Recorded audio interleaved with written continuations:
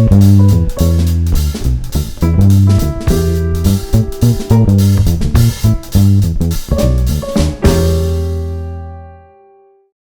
there, it is another episode of the Tapestry podcast. I'm your host, Dr. Froswá Booker-Drew, and I am so excited to have this beautiful lady here with me.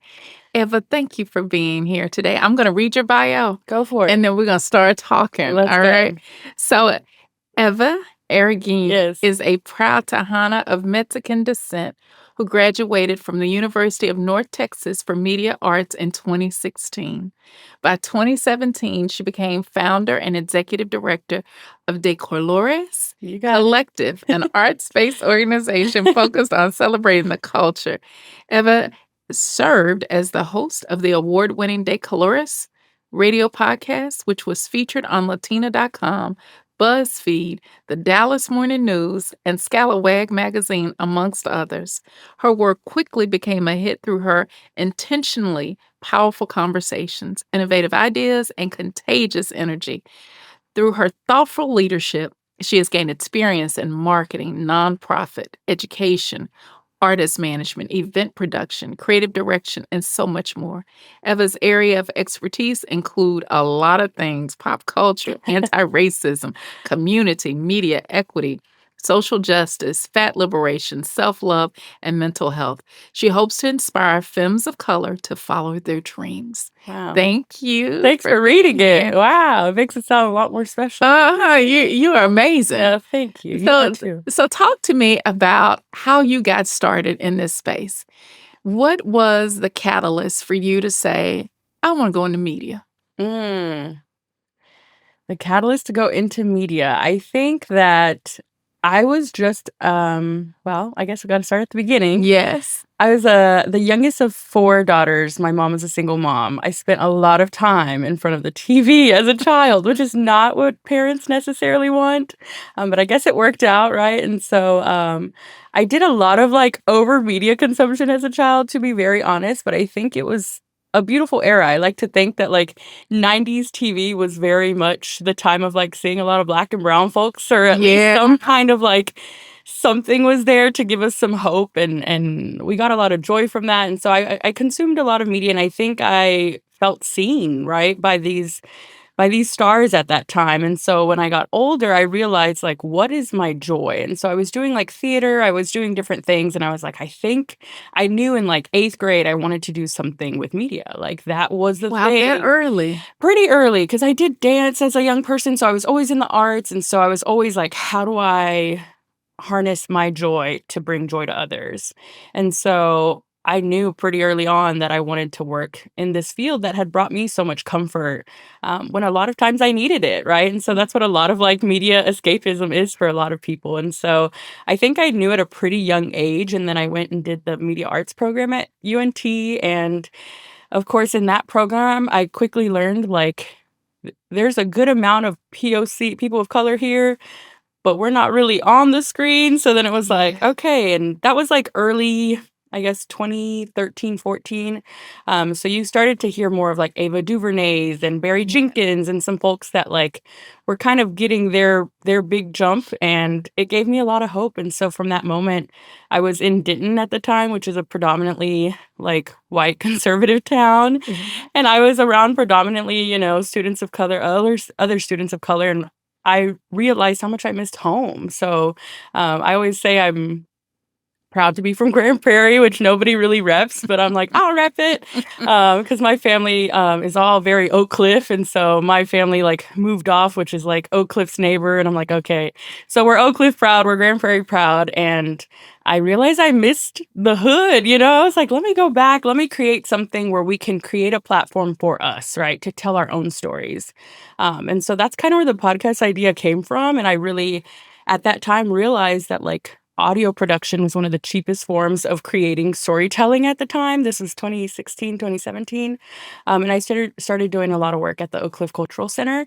And they were really beautiful and supporting me and saying, let's do it. And so my sister, Pat Arreguin, and Rafa Tamayo there at the Cultural Center kind of came together, and we formed the Colores Collective, and the rest is kind of history because it Tell took us off. about it. Tell us what it is and what you've done through it. Yeah, so it started originally as like a podcast, and then we would have art shows, and then we'd have just different events. So we would pick like a theme that we felt was a taboo topic to discuss within our community, and then we'd just go for it. We'd bring a guest on, we'd have an art show with a theme. So we would cover like immigration, we'd cover women's rights, we'd cover Black Lives Matter, we'd cover different things that we felt like maybe we want to retell a story in our own way, right? Or from the mouth of the person that's experiencing it directly. And so this is 2017. So this is right after Trump's elected. And I think that absolutely fueled us because there were so many horrible narratives at the time. And I don't know that they've stopped yet, right? But it definitely fueled part of my like drive to then incorporate like a mental health aspect in the podcast, Black and brown businesses as an aspect in the podcast. I now realize I was an overachiever because I had like 5 segments in this one show. So I eventually got very drained, but it was an honor to be able to be trusted with so many people's stories because I was like, okay, I want to highlight the activists. I want to highlight the artists. I want to highlight different people that are movers and shakers and not just the celebrities of, Dallas or, the country at large, because we ended up having a pretty well-rounded reach, which we were grateful for. But it definitely, it got exhausting. And once COVID hit, everything changed. So how did you know this was it? Because I think when it's time for something that you've loved and birthed, right, to say goodbye right, is very difficult. How did you know that chapter needed to close for you to move into another new season? Right. I'm a big advocate of listening to your gut. And I trust my intuition, and I've learned to trust it more over the years. So I tell people I started that show. I started De Colores with my co-founders when I was 22 years old, right after college. And I'm now about to turn 30. And it's been the most beautiful emotional journey because I kind of grew with it. I absolutely grew with it. But I think sometimes I was encountering people that I realized I was more mature then, and it was a weird feeling. Yes. Because I was like, how are we moving like this? Why are we... I'm a big believer in like, our liberation is intertwined with one another. And so we have to move very collectively and very carefully and thoughtfully. And so I was quickly realizing that like not everybody was walking the walk that they were talking. Nope. That's integrity. Oh my goodness. And everybody thinks they have it. And I'm like, y'all, we all have to work on it constantly to keep having it, right? And to keep growing with it. And so I think COVID is really kind of what broke the camel's back for me, in that we had to stop it for about a year because it was an in-person show predominantly. And then we came back virtually because we were very huge on like COVID safety and just everyone's health and wellness. And so that shifted everything. I think after that, we came back for about 1.5 years, maybe 2 years. And then I realized in 2022 that I was ready to end it. I didn't want it to feel exhausting. And it was starting to do that. And so I realized, when we started in 2017, a lot of the podcasters we knew were Black and brown queer folks that basically picked up a mic and had a dream, right? And the market then became oversaturated with a lot of people who wanted to just hear themselves talk. And I don't say that in a rude way, but it's just true. Like, all right, that's not really what we're in it for. And, my background is in screenwriting and production and direction. And so I was like, okay, I'm ready to like go back that way. And so I need to wrap this show up. And so unfortunately, there were some other instances of like, okay, we have to mend this relationship. We have to mend this relationship. I need to take care of my own health because post-COVID, it was rough, doing a lot of justice work in the meantime while having a full-time job, while running this, collective was very heavy. And I realized, I thought after the podcast I'd be ready to take off running last year. No, last year became like a recovery year where I was just like having to kind of mend myself back together. And so I was like, maybe I'll move to New York. Maybe I'll go to LA. Maybe. And I tried different things. And here I am back in Dallas, Texas. And I'm grateful for it. And it's been such a weird journey, but it's definitely been like Ooh, okay.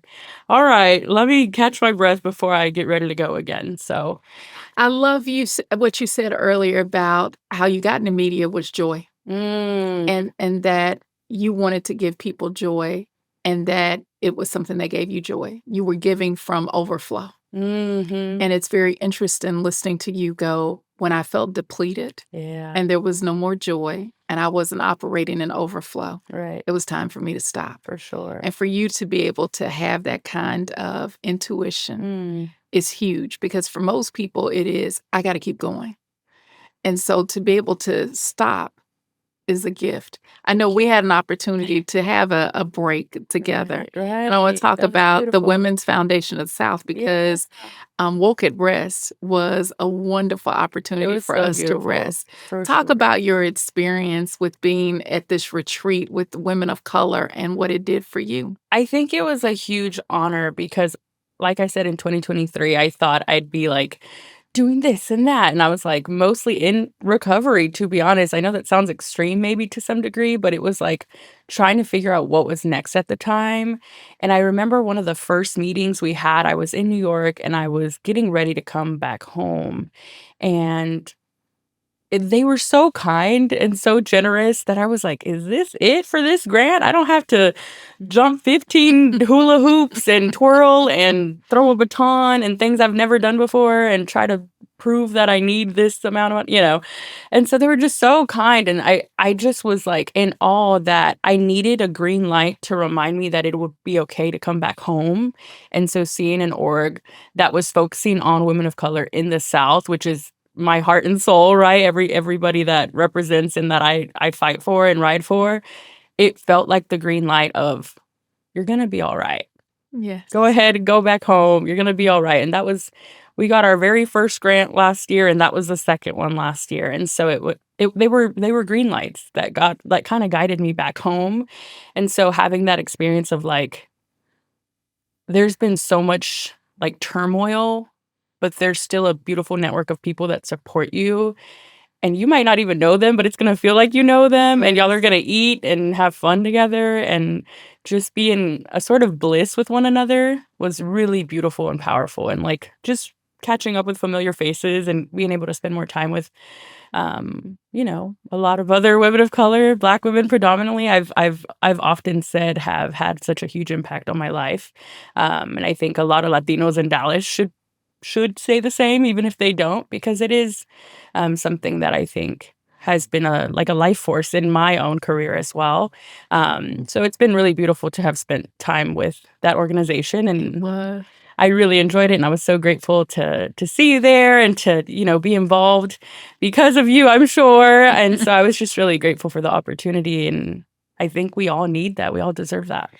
And then what I love about what they're doing is giving women of color leaders the space to know it's okay to pause Right. and rest. Right. And I think so often in these spaces we occupy, you are always on. Absolutely. And so to be able to have someone say, I'm going to pay for a hotel. Mm-hmm. I need you to get 2 nights sleep. I remember when they didn't have programming, I was looking around like, you don't want us to do anything? I can go back to bed? Right. Oh my God. It was a gift to It have was that. almost shocking to the It system, was. right? It was. And so how do you do self-care in the midst of the social justice work that you do? Because that's such a huge part It of who is. you are. So how do you find balance in that to take care of you? It's like a ride, right? Because I think when I was in the, like, more deeply at a full-time nonprofit, I kinda became one of the self-care girls, and I was like, "I don't we should all be doing this, right?" And so the title almost intimidated me, but like I said, I had a segment in the podcast that was about self-care, and so people were always, like, calling me the self-care queen, and I was like, "But I have mental health issues too, y'all." Like, just because I have this title doesn't mean I have it all figured out, but we're Right. certainly gonna try, right? And so that's kind of the approach I took. I've always tried to maintain pretty honest with myself and my loved ones, and also naming when, like, I'm not okay, right? Like, that's That's been a huge. big part of my self-care. And that really happened in 2020 when I'm in the midst of like two campaigns, full-time job, running the collective, elections going on, all these wild things are happening. And the year after, I had to tell my family, like, I'm not good. So I definitely need a little more tenderness right now. And, that's when I went and I was already in therapy, but it was like, okay, how do we become more intentional with what care we need in this moment? And so, self-care for me was also like saying I needed more help than I already thought I was doing, because the bubble baths and the journaling could only get me so far. True. The yoga and the running could only get me so far, right? And so that's when I had to say, like, hey, I actually need even more radical care right now, and I need tenderness, because I think that's where a lot of us are so used to constantly caring for everyone, Yes. where it's like, I think I need it right now. But the fact that you were able to ask for it, that's huge, because one of the things I was talking to a group last night about this is we don't have an emotional vocabulary. Mhm. And so we usually go from happy, sad to rage. Angry, It yes. just goes up. There's Mhm. no in between. Yeah. And so it's hard to ask for help For sure. when you're not in touch with your For sure. emotions. How have you been able to talk to yourself and say, I need tenderness, and be able to articulate that to others? So I often, I'm a proud crybaby. I learned at a really, because I was the youngest of 4 girls. So, like, can you imagine how many times I was crying and they were like, girl, come on. And I was like, "Ugh." And I don't know if you're into astrology, but I'm also a Pisces, which is a water sign. So now I understand a lot better that, like, oh, I am literally, one with water to some degree. And I think crying and my emotions and my sensitivity have become my superpower, right? Because they've allowed me to then connect with so many people and to be trusted by so many people. And I think I kind of learned that pretty early on, but getting in touch with my mental health pretty much as soon as I started discovering my anxiety in college, because that's when I learned most women of color struggle the most is in college. And so it Yes. hit me in the face, and no one was talking about it at that time. So I became very acutely aware of, like, how can I transform myself, or how do I need to give myself what I need in order to survive, right? Because it sounds dramatic to some, but it becomes survival at some point. So I think just being really in touch with my honest emotions in a way, and surrounding myself with friends and loved ones that Community. that community that wouldn't shame you for it, right? Because I think a lot of times, at least in my culture, we'll be like, she's crazy, or oh, and it's like, Yeah. y'all, that's not gonna solve anything, right? And so I really had to find a good community that would hold me in those moments and kind of remind me that it was okay. And so being in touch with my emotions and owning, these flaws, quote unquote, really allowed me to then, like, take it and run with it and be proud of it, because I know exactly who I am. And though I might cry about it right now, I'm still gonna get the work done when I need to, and you won't even know? So I think I kinda went with that approach, and it worked. But it was something you said about the sensitivity and superpower, because when you're young, people make you feel like that's a weakness. Oh, absolutely. And to be able to embrace it and see it as the ability to connect. Because as a kid, I was the crybaby. Mhm. I mean, I Teen cried. crybaby. Oh my God. It could rain. And my family would make fun and go, Oh. because somebody's getting wet. So you're Mhm. crying about, and my Worried mother's the about it. same way. And I always saw it as its weakness until I got older and Right. recognized it really was the ability to empathize Mhm. and to feel what other people are For feeling. sure. And I think for many of us, we tune that out, Mhm. and it really is a superpower. And we're taught to tune it out, right? Because Right. we're also just trying to survive. Or my mom used to kind of shame me, and as we got older and I got more transparent with my mental health, she realized, like, she kind of told me one day, "Mija, I had to harden myself to survive.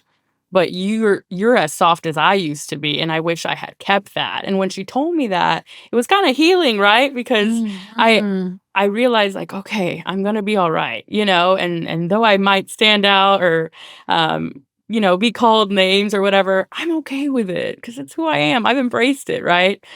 So I think it worked in that way, and I'm grateful for it. I definitely now am like, okay, I need to process this on my own, and then I'll get back out there. But it's definitely something that is hard to do in a world that tells you not to be. Exactly, and I love that you talk about self-care, not in isolation, Mm-hmm. because I think so often there is this movement for us to care for ourselves alone, Absolutely. and that's a piece of it, but a lot of our healing is in community. I would say the majority of it is, right? Whether that's with your like therapist, whoever it is, right? Because I know recently, like there was, and we don't even have to get into it because that's a whole another podcast. But like We'll have to come back and do it. right, exactly. But in like romantic relationships, for instance, I felt a lot of hurt in that arena, and then I found someone who's actually willing to work on it, and it's like you literally cannot heal that wound until you're back in that scenario and actively growing together or choosing to heal that wound together. And that is something that I realized, like, oh, I could have read all the books, done all the things, did this, that, and it still wouldn't have probably healed that wound if I didn't have the direct practice to do so, right? And to outgrow where I was in the past. And so there's so much that I'm like, I owe so much to my community, and also I am proud of myself because we are still choosing ourselves enough to take care of ourselves.